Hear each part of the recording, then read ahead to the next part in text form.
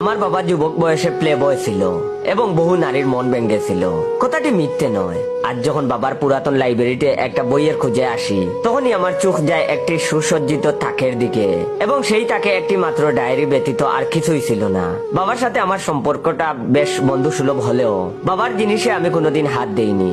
কিন্তু আজ নিজের কৌতূহলকে দমাতে না পেরে ডায়েরিটা হাতে নিতেই এটির মধ্য দিয়ে বেশ কিছু চিঠি মেঝেতে পড়ে গেল।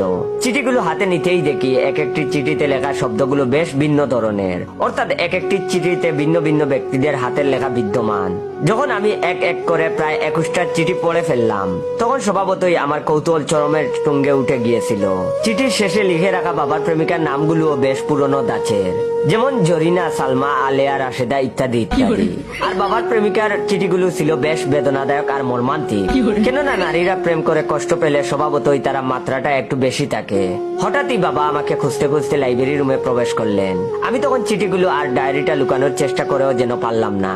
বাবা তখন আমার হাতে তার এসব গোপনীয় বস্তুগুলো দেখে তেমন কোনো প্রতিক্রিয়া জানালেন না, বরং নিশ্চুপে আমার পাশে এসে বসে জিজ্ঞেস করলেন, কয়টা চিঠি পড়ছিস? আমি তখন বাবার প্রশ্নে খানিকটা ইতস্তত ভঙ্গিতে বললাম, এই 21টার মতো। বাবা তখন বললেন, আরো মনে হয় 16টা বাকি আছে। বাবার এরকম স্বাভাবিক প্রতিক্রিয়া দেখে আমি মনে মনে বেশ সাহস জুগিয়ে বাবাকে জিজ্ঞেস করলাম, তুমি কি সত্যি এতগুলো মহিলাকে শেখা দিয়েছিলে? তখন বাবা বললেন, কেন, বিশ্বাস হয় না? আমি তখন বললাম, কিছুটা।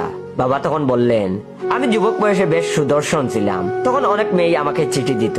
আমি তখন কাউকে অসুখী রাখতে চাইতাম না, বরং সবার চিঠি গ্রহণ করতাম। এমনকি আল্লাহ আমাকে এমন একটা ক্ষমতা দিয়েছিলেন যে যেই মেয়েকে আমার ভালো লাগতো তার পিছনে 2 দিন ঘুরলেই সে পটে যেত।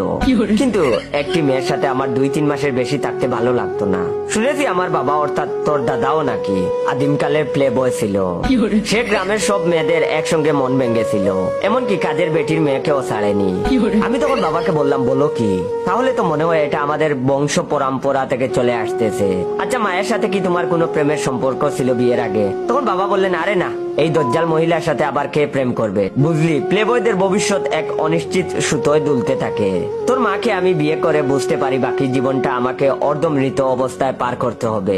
তা যাই হোক, এখন আমি চাই আমার পরবর্তী বংশধর যেন অজস্র নারীর মন না ভেঙে তোর মায়ের মতো এরকম দজ্জাল বউ না পায়, কারণ প্লেবয়দের কপালে দজ্জাল বউই লেখা থাকে।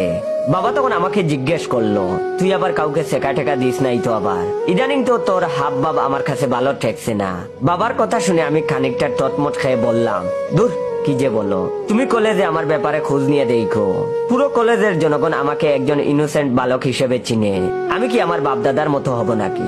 আমার কথা শুনে বাবা তখন খানিকটা স্বস্তির নিঃশ্বাস ফেললেন আর বললেন, যাক, শুনে খুশি হলাম, আমাদের মতো না হলেই ভালো। পরক্ষণেই মা তখন বাহির থেকে অনেকটা আক্রোশ কণ্ঠে বাবাকে বলে উঠলেন, কি হইল? তোমারে না আমি চিনি আনতে পাঠাইছিলাম, আর তুমি ওইখানে বৈশা বৈশা ছেলের সাথে গল্প করতেছো। আজকে তোমার বাদ দেখে সেটা আমি দেখুনে। মায়ের এমন কথা শুনে বাবা বেশ খানিকটা চিন্তিত মুখ নিয়ে আমাকে বললেন, যাই রে বাজান, না হলে আমার কপালে আজ দুঃখ আছে।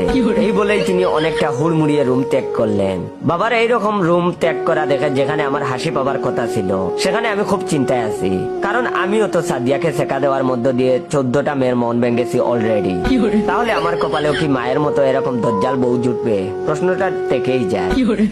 আমার বাবা যুবক বয়সে প্লে বয় ছিল এবং বহু নারীর মন ভেঙেছিল। কথাটি মিথ্যে নয়। আজ যখন বাবার পুরাতন লাইব্রেরিতে একটা বইয়ের খুঁজে আসি, তখনই আমার চোখ যায় একটি সুসজ্জিত তাকের দিকে, এবং সেই তাকে একটি মাত্র ডায়েরি ব্যতীত আর কিছুই ছিল না। বাবার সাথে আমার সম্পর্কটা বেশ বন্ধুসুলভ হলেও